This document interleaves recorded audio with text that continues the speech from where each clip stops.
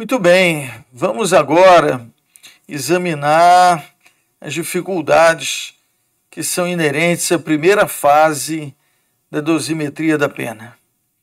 Primeiro aspecto que me parece importante visualizar é que de todas as circunstâncias, ou da análise de todas as circunstâncias, nós vamos extrair uma resultante. E essa resultante será a pena base. E as circunstâncias judiciais estão previstas no artigo 69 do Código Penal Militar. Eu vou pedir o Paulo para projetar, para que a gente possa ter uma ideia da redação.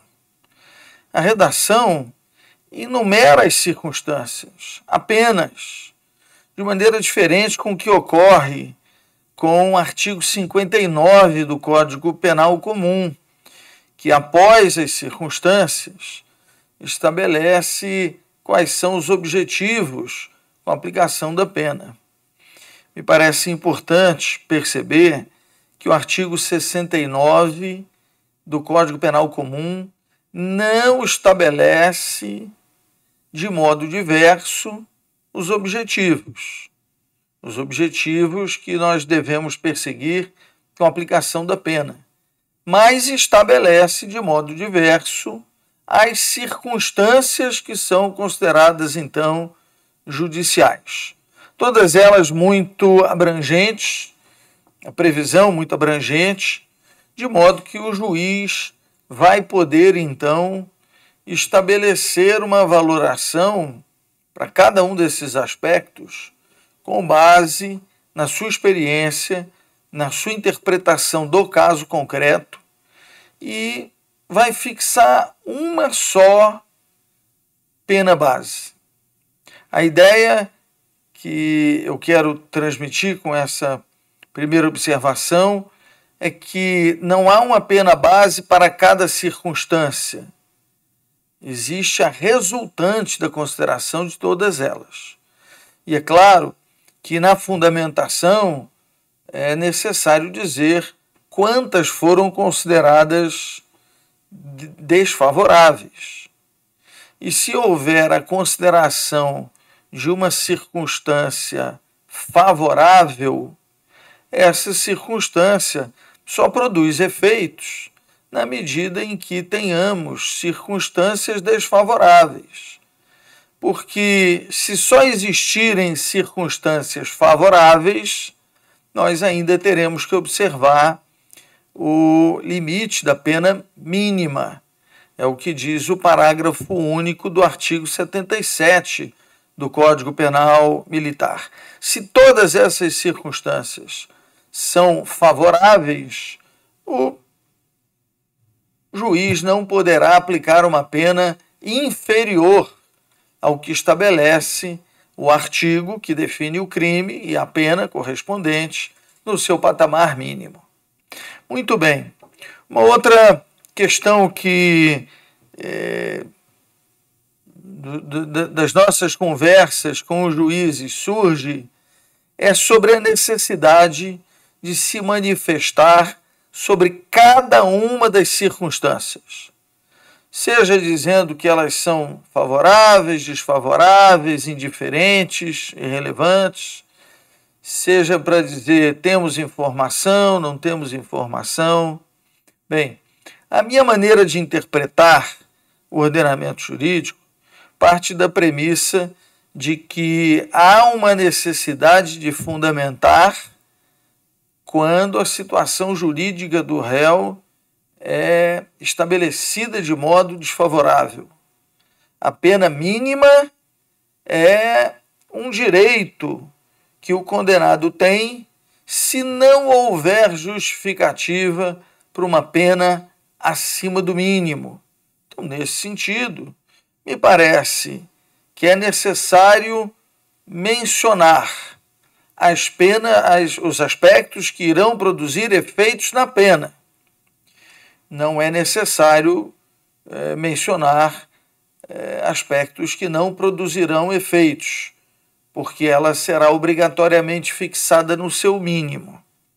E vejam que se algumas decisões ostentam uma manifestação sobre cada uma das circunstâncias, quando mudamos de fase, quando vamos à pena provisória, eu não vejo o mesmo cuidado. Ou seja, são muitas circunstâncias agravantes, muitas circunstâncias atenuantes, e o juiz não fala sobre cada uma delas especificamente. Fala apenas sobre aquelas que vão repercutir efeitos na aplicação da pena. Então, para essa primeira questão, me parece que a melhor resposta seria de que o juiz deve fundamentar apenas aquelas que produzirão efeitos e, em relação às favoráveis, apenas se tiver a necessidade de compensar com outra desfavorável. Se todas são favoráveis, ou se a maioria for favorável, bastaria dizer que as circunstâncias são favoráveis. Bem, da redação do artigo 69, nós vamos encontrar, então, todas as circunstâncias alinhadas e me parece que são mencionadas no dispositivo de maneira, assim, sem uma ordem, de maneira aleatória. Eu queria propor uma outra forma de visualizar essas circunstâncias. E aí, o que eu pretendo agrupar é que Paulo não está indo para a seguinte, é que a gente trabalhe não numa ordem de importância que se apresente pela primeira menção no artigo 69, mas que a gente visualize as circunstâncias com sua perspectiva de expressão da culpabilidade. O que eu quero dizer com isso? Ora, algumas das circunstâncias judiciais dizem respeito à prática do crime.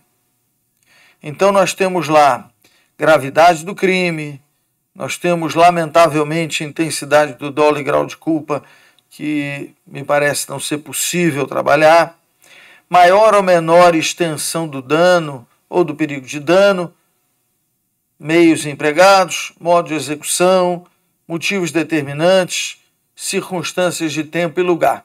Percebam que estas circunstâncias judiciais dizem respeito exatamente ao fato que se está julgando e, com base em qualquer uma delas, é possível aumentar a pena, porque nós estamos falando de reprovação.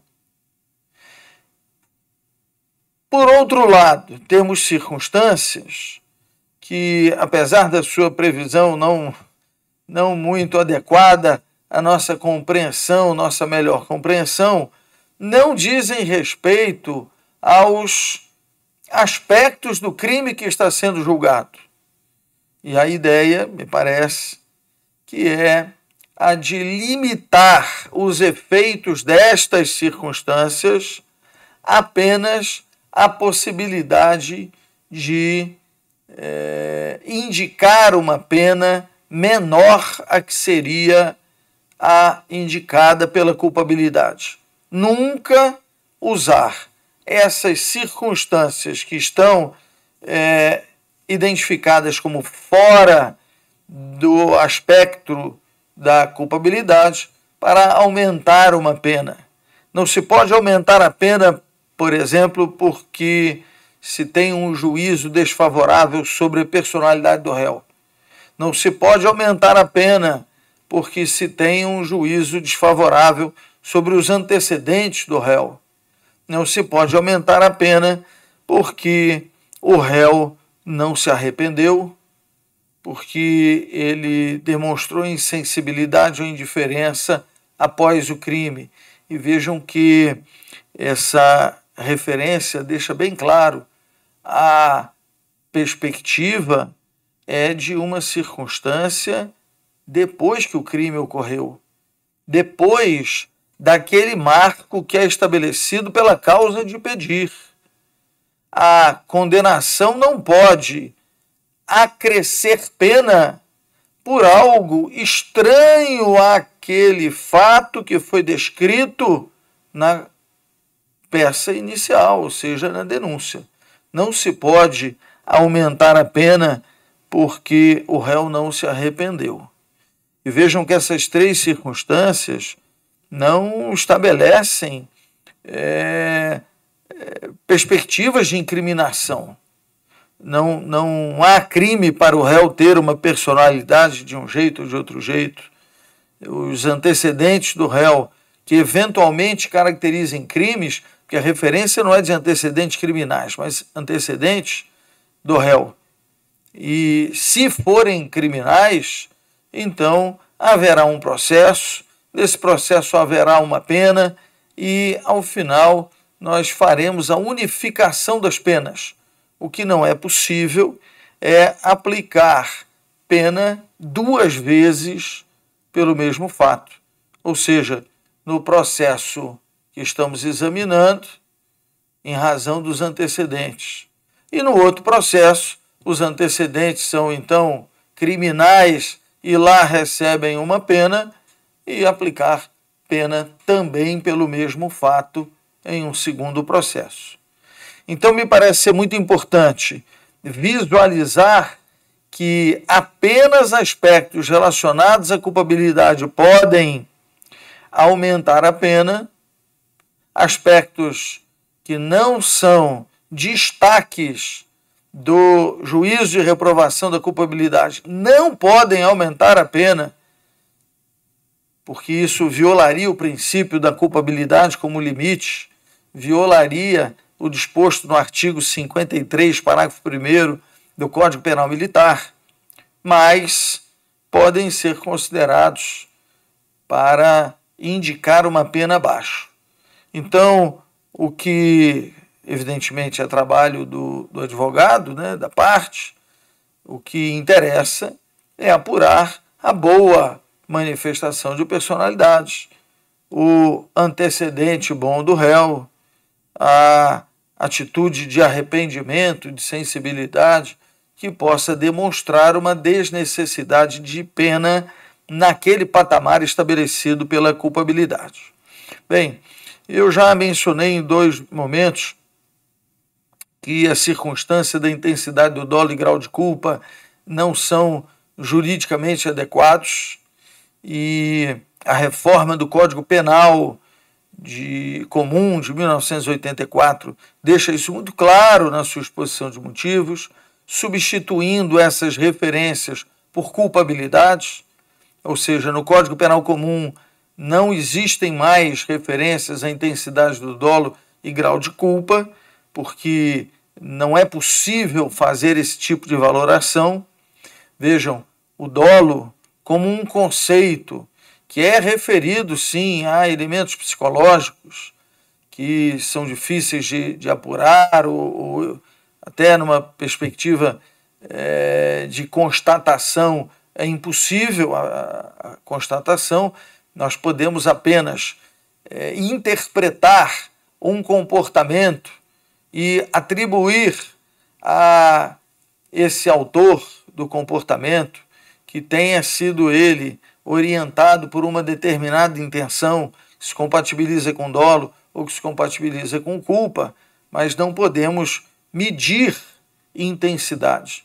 Não é possível querer matar mais ou querer matar menos. O que é possível é atribuir querer matar, isso ser diferente de querer lesionar. Isso é possível. Graus de culpa, e a doutrina já há muito vem falando em culpa leve, culpa grave, culpa temerária, na parte especial do Código Penal. Não há nenhuma gradação para essas formas de culpa, sempre a referência é genérica à realização culposa de determinado crime e a parte geral não estabelece mecanismos para se estabelecer uma gradação, para se realizar uma gradação da culpa. Então, na minha perspectiva, acompanhando o que a doutrina já reconheceu e amparou a reforma do Código Penal Comum, esses dois aspectos simplesmente não devem ser utilizados. Há na doutrina do direito penal militar já um reconhecimento nesse sentido de que não se pode fundamentar adequadamente uma maior intensidade do dolo, uma menor intensidade do dolo, ou uma maior ou menor grau de culpa. Então, nesse sentido, nós entendemos por não utilizar essa circunstância e utilizar todas as demais para estabelecer digamos assim, uma resultante.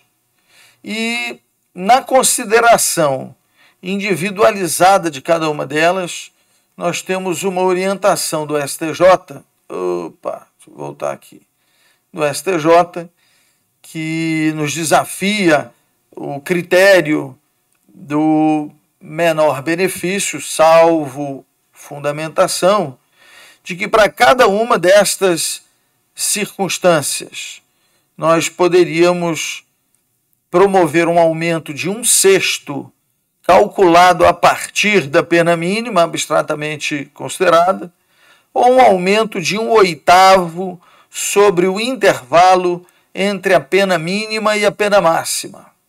Bem, o STJ estabelece esses critérios tentando objetivar uma análise que o legislador permitiu que fosse feita de maneira ampla pelo juiz.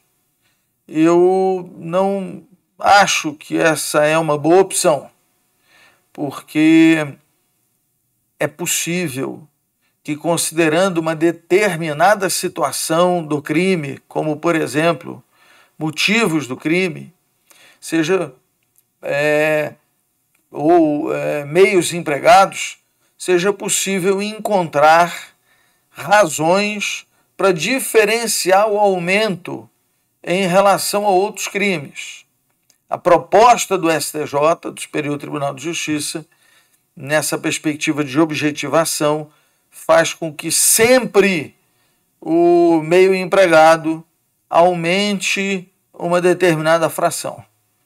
E isso com as demais circunstâncias também. Mas percebam que se nós temos dois critérios que, em alguma medida, promovem também uma certa uniformidade dos julgamentos, nós devemos visualizar em cada caso concreto qual deles seria o que traria melhor benefício.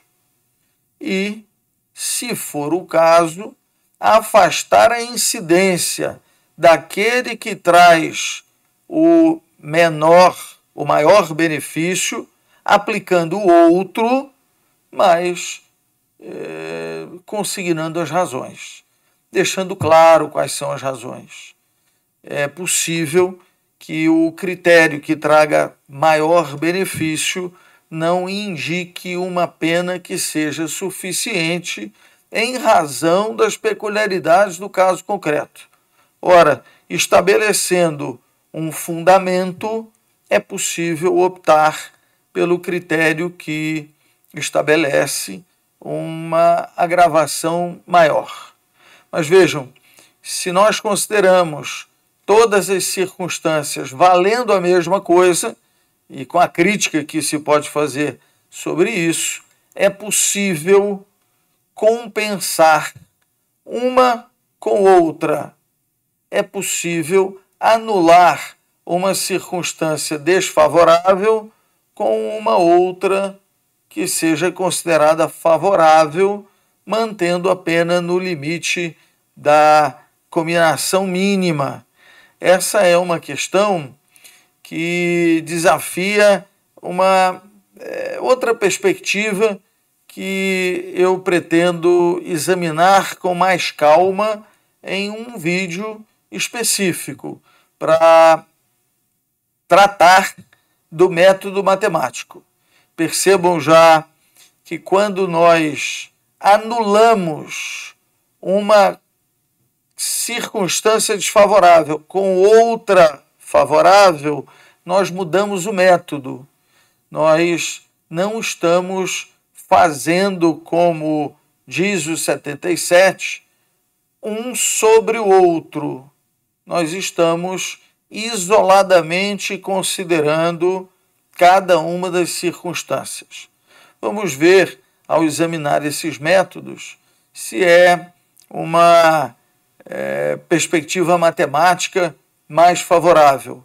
Mas, nesse caso, do estabelecimento da pena base, precisamos levar em consideração que nós temos um patamar mínimo e uma pena que se afasta desse patamar mínimo deve ser justificada. E se nós tivermos mais de uma circunstância favorável ou um método matemático que seja mais favorável, mas estabeleça uma pena inferior ao mínimo, nós teríamos o obstáculo do artigo 77, parágrafo único, que diz que nas duas primeiras fases da dosimetria da pena não se pode estabelecer pena nem abaixo do mínimo, nem acima do máximo previsto na lei para aquela espécie de crime. Bem, ficamos nesse módulo por aqui. Vamos aprofundar essa questão dos métodos nos próximos módulos.